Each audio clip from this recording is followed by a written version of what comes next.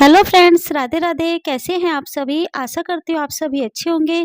तो जी देखिए, आज जो मैं बना रही हूँ वो मैं बना रही हूँ कि जो रेडीमेड लहंगा होता है ना, उसमें कैन-कैन किस तरीके से लगाते हैं।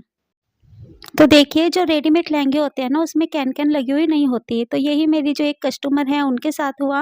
उन्होंने कहा कि दीदी, मैंने ये लहंगा मँगाया था और पर इसमें ना कैन-कैन लगी हुई नहीं है। तो मैंने उनको कहा कि ठीक है, लहंगा ज़्यादा हैवी तो नहीं था और उसका घेरा भी कम था, तो आप एक काम करो कि आप ना मुझे 2 मीटर जो कैन-कैन होती है वो लाकर दे दो। मैं उसकी ना पट्टी काट के और फिर उसकी कैन-कैन की एक बड़ी-सी फ्रिल बना दूँगी। तो इन्होंने ऐसे ही किया। मैंने इनको 2 मीटर बोला था, पर इन्होंने क्या करा, 2 मीटर तो लेकर आई, पर ये 1-1 मीटर की 2 लेकर आ गई। तो उसी की मैंने 4 पट्टी बनाई, यानी 1 मीटर से 4 पट्टी बनाई और चारों पट्टियों को पहले हाफ करा। कैन-कैन को पहले हाफ करा, फिर हाफ में से फिर हाफ करा। तो 4 पट्टी बन गई और चारों पट्टी को जोड़ा, यानी मेरे पास टोटल अब 8 पट्टी हो गई थी। तो 8 पट्टी बनने के बाद उसको पूरी को एक जोड़ दिया है। जोड़ने के बाद इस तरीके से मैंने इसमें जो प्लेट्स होती हैं वो डाली हैं। तो प्लेट्स आप कम ज़्यादा अपने हिसाब से कर सकते हैं। तो लहंगे का जो घेरा था ना, वो ज़्यादा नहीं था, सिर्फ़ 1.5 मीटर का था। तो मुझे ये जो सारा जो भी ये नेट थी ना, कैन-कैन थी, सॉरी, जो भी ये कैन-कैन थी ना, वो सारा मुझे 1.5 मीटर के अंदर-अंदर लेना था।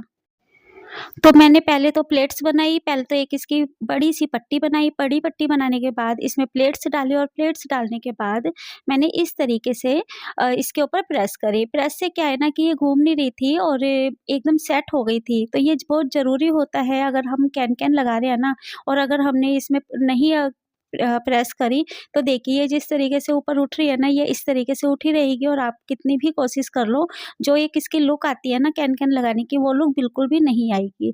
तो देखिए, मैंने पूरी इसकी कैन-कैन पे जो भी हमारी प्लेट्स थी, सब पे अच्छे से प्रेस बिठा दी है। प्रेस थोड़ी-सी तेज़ रखी थी, क्योंकि अगर मैं तेज़ नहीं कर रही थी ना, तो ये ना बहुत मतलब हो ही नहीं रही थी, सेट ही नहीं हो रही थी। तो हल्की-सी प्रेस को मैंने तेज़ रखा था। तो देखिए, ये किस तरीके से एक हमारी फ्रिल का जो है वो पूरा का पूरा बन के रेडी हो गया है। अब मैं इसको करती हूँ साइड और इसके बाद जो हमारा कपड़ा है वो लेती हूँ। तो देखिए, इसकी मैंने लेंथ ली है, इसकी लेंथ बनी है 10 इंची। तो जो हमारा ये कपड़ा है ना, इसको पहले मैंने नीचे की साइड से जो किनारी थी उसको मैंने फ़ोल्ड कर दिया है। तो इस पे मैंने पूरे जो भी कपड़ा है जिसके ऊपर हम कैन-कैन लगाएँगे, उसके ऊपर मैंने पूरे पे सिलाई लगा दी है। तो मैंने पूरा क्या करा कि पूरा इनका 3 मीटर जो भी कपड़ा था, 3 साढ़े 3, उसे पूरे पे ही मैंने सिलाई लगा दी। इसके बाद यहाँ से हम लेंगे, जहाँ पर हमारी कैन-कैन आ रही है, तो देखिए 10 इंची है, तो मैं कम से कम यहाँ पे 11 साढ़े 11 इस तरीके से लूँगी, क्योंकि हमारी जो कैन-कैन है वो ऊपर आए और जो कपड़ा है वो नीचे रहे और कैन-कैन हमारे पैरों में चुभे नहीं। तो देखिए, जब हम ये चीज़ें बनाते हैं ना, तो कस्टमर को कंफर्टेबल रहे, ये चीज़ का ना हम ज़रूर ध्यान रखते हैं।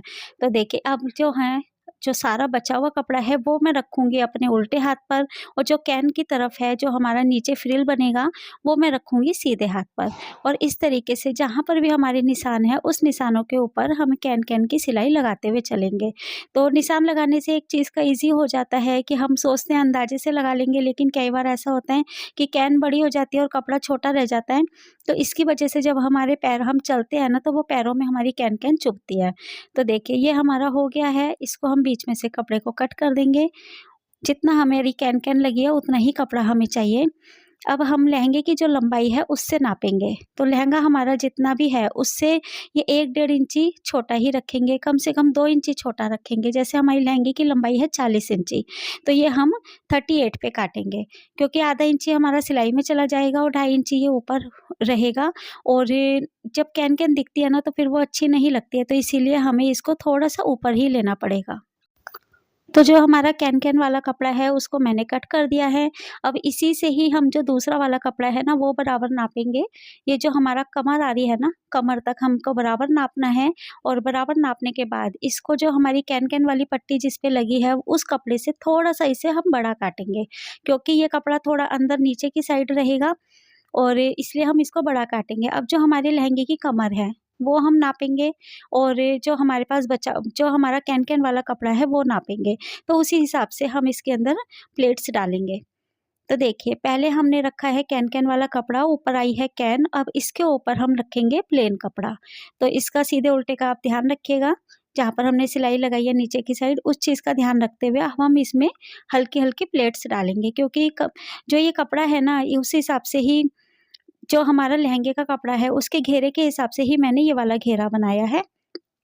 तो देखिए इसमें हल्की-हल्की मैंने चुन्नटें डाली हैं, ज़्यादा चुन्नटें नहीं पड़ पाई थी क्योंकि कपड़े के हिसाब से ही, लहंगे के हिसाब से ही हर एक चीज़ बनती है।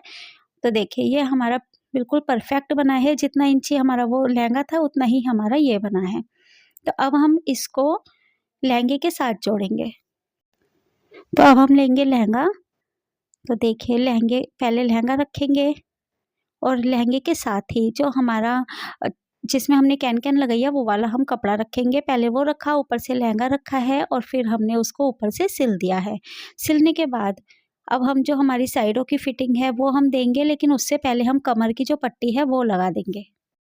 लहंगे की जो कमर की पट्टी थी वो मैंने पहले ही निकाल के रख दी थी और ये बहुत ईज़िली निकल जाती है क्योंकि रेडीमेड लहंगे जो होते हैं ना, उनकी जो सिलाई होती है वो काफ़ी कच्ची होती है। और इन्होंने ये ऑनलाइन ही मँगाया था, ये मैंने आपको शुरू में ही बताया है कि इन्होंने ये लहंगा ऑनलाइन मँगवाया था। तो बस कमर की पट्टी लगाने के बाद जैसे ही वो लगी हुई थी उसी तरीके से सेम टू, मतलब जैसे पहले लगी हुई थी वैसे ही मैं उसी डायरेक्शन में मैंने इसको लगा दिया है, क्योंकि इसमें बिल्कुल भी झोल-झाल कुछ भी नहीं आया था, बहुत ईज़ी तरीके से लग गई थी। और ये देखिए इसके लगने के बाद अब हम लगाएँगे इसकी साइडों की सिलाई। तो साइडों की सिलाई ना मैंने 3 बारी में कंप्लीट करी थी। तो सबसे पहले मैंने क्या करा, जो हमारा लहंगा है ना, सिर्फ़ लहंगे-लहंगे की सिलाई करी ताकि वो अंदर चली चली जाए। और ये जो कैन-कैन वाली पट्टी है और जो अंदर का जो अस्तर है वो मैंने छोड़ दिया था। सबसे पहले मैंने लहंगे की सिलाई कर दी।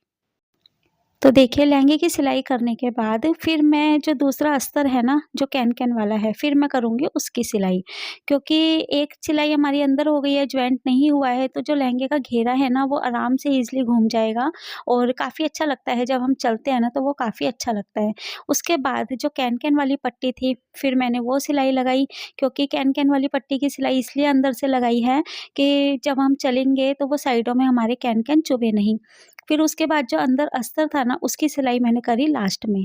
इससे क्या हुआ कि हमारा जो लहंगे का घेरा है वो हमारे जो अंदर अस्तर है उससे अटैच नहीं हुआ है, और अंदर वाले दोनों अस्तर हम अटैच कर देते, लेकिन बस ये था कि जो कैन-कैन की पट्टी है ना वो किनारी से पैरों पे नहीं चुभे, क्योंकि फिर देखिए शादी-ब्याह होती है ना, तो कंफर्टेबल नहीं रहता है, अनकंफर्टेबल रहता है, इस वजह से मैंने उसको अलग से ही जॉइंट करा है।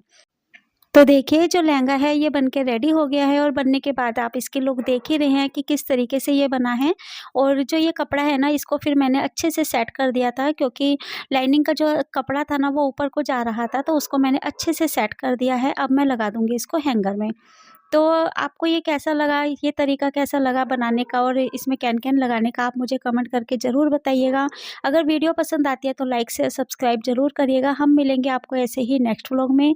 तब तक के लिए राधे राधे।